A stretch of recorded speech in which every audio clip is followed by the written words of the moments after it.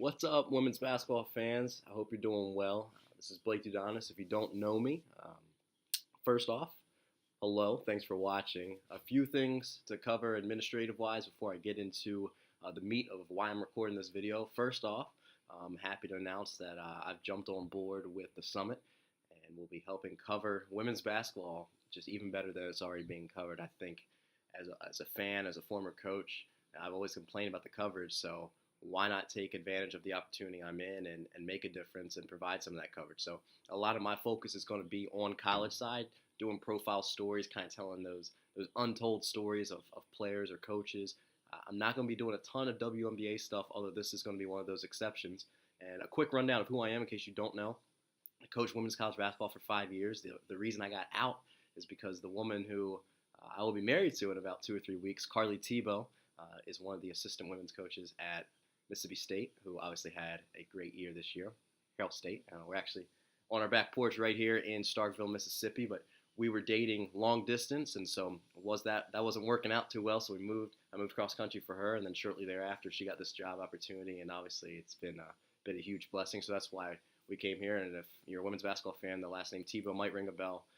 Mike Tebow, the head coach and GM of the Washington Mystics, Eric Tebow, who will be my brother-in-law, an assistant coach for the Mystics. So I'm not going to do a ton of WNBA stuff team-specific wise because I'm biased. I'm a Mystics fan.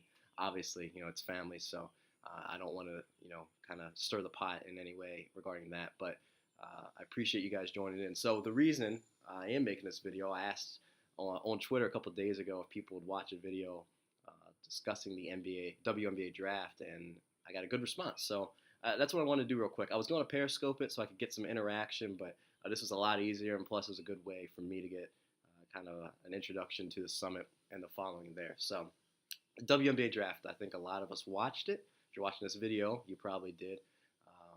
There are some major issues for me. They kind of get covered in 3 different categories, so we'll kind of go over them one by one. But first and foremost, it's the one that everyone hated, the venue.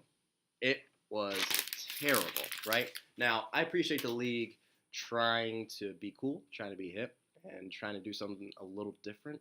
But my goodness, I made the joke it looked like a Times Square Applebee's. I've heard people say it looked like a high school cafeteria. Regardless, it looked pretty awful. I think the biggest issue for me was it wasn't a normal draft setup. You've got to look at your male counterpart in the NBA. There's a reason the NBA draft has been so similar for all these years. Is you have the commissioner come up, get booed, announce the pick, and the player comes up, shakes the commissioner's hand, and holds the jersey up. So it's just something that fans enjoy, right? Now, I understand the last few years it was a Mohegan Sun, and there was a huge influx of UConn players, so obviously a lot of Connecticut people showed up. And I don't know if that would have been the venue to have this year, because I know there weren't a lot of UConn players, obviously, other than Chung, but I do know it's an easy train ride from New York, from Baltimore, from DC to get up there, so I'd like to think people would show up. But regardless, the way the setup was too much. Now, last year it was funny because I thought it was a little cheesy how when every pick came up, Lisa Borders, the commish, and the players, did the W, and I thought it was a little corny. But at least in that regard, you're showing some pride to your league. And in this one, you got Lisa upstairs in a DJ booth, which we'll leave that one untouched. But can you be a DJ if you're not actually spinning anything? Regardless. So you got that happening, and the players stand up and kind of awkwardly, hey, thanks so much. And then you have Holly Rowe doing her best to skirt around the sides of tables to get these interviews, ducking under cameras and lights, and the whole thing it looked cheap, to be quite honest with you. And not that a ton of non-WNBA fans were tuned in, but if you're flipping through the channels and you see that, you go, what the heck is this? So in those regards, didn't love it. Don't love taking the crowd out of it. Now, I know in the past, people said, well, they didn't have crowds, 7, 8, 9 years ago. Well, the league also wasn't as popular 7, 8, 9 years ago. So as the league grows and the popularity grows, I feel like we have to kind of keep up with it. So appreciate the effort of trying to be hip, but I think you did too much there, in my personal opinion. The second big thing, man, was the technical stuff, right? So for one, during the first round pick, and I can't remember who it was, it might have been Sydney Weiss, but during one of the picks, Lisa Borders' mic goes out. And it chimed back in just in time, so we got to hear the player. And again, I know stuff happens, but I don't recall that ever happening in an NBA draft. I don't remember ever seeing, David Stern or Adam Silver's mic go out when a player's can pick. So we got to take care of things. But the bigger thing for me was when the interview with Ruth Riley, the GM of the Stars. Really cool to, bring her in and interview her. But her feed was not great, which is okay because I understand with satellite video that happens. But you still had the noise from the draft venue being pumped into the TV. So it sounded like there was a bunch of people right next to Ruth talking as loud as they could talk. And that's an easy production thing right there. You just cut the sound so we can hear Ruth talk. And I was really interested in that interview. And so it was great to bring her in. But that kind of stuff, you got to do better. And then the Markelle Fultz interview, I've heard mixed reviews on that. Some people hated it. Some people thought it was cool to have a potential number one draft pick in. And I get it, right? Kelsey Plum goes number one from Washington. He might go number one from Washington as well. But he does his interview. He seems a little disinterested. He kind of dumps on Kelsey a lot. Now, clearly they're friends and have a good relationship, so that's great and all. But for a lot of WNBA fans, now I'm a huge NBA fan. I'm from Baltimore originally, so I'm a Wizards fan. So I was really happy with Game 1. But so I know who he is, but a lot of people going, who is this guy? And now, forgive me, I've got a cold, so forgive any sniffles or anything else. But regardless, you've got this guy coming in who kind of dumps on her and seems a little disinterested in being there, and I just don't understand why we spend so much time with him, especially the second part of his interview was about him in the NBA draft. Now, I've said this on Twitter, if Kelsey Plum gets brought into the NBA draft and they interview her, I will take it all back. I will be cool, and I will have no complaints at all, but I just don't think that's going to happen, so not really sure why we feel like we need to do that. So those were big for me.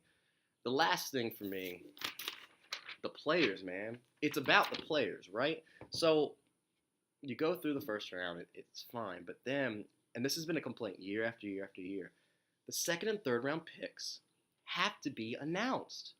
These are players that, for the most part, aren't going to make the team. Now, there's very few exceptions.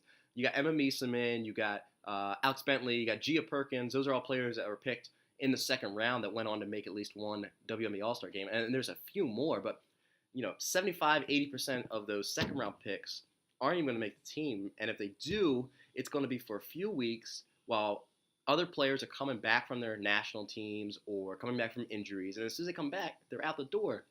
The third round picks, they're coming to training camp, playing one or two preseason games, and you're out. That's how it works.